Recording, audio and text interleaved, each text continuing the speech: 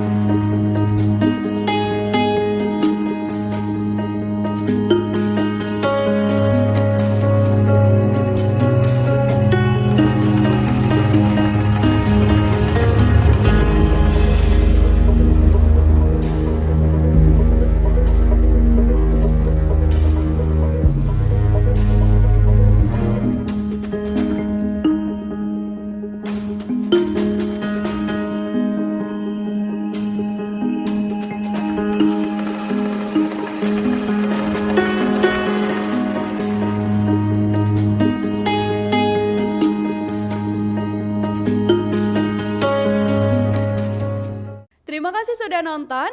Jangan lupa like, subscribe, dan share ya.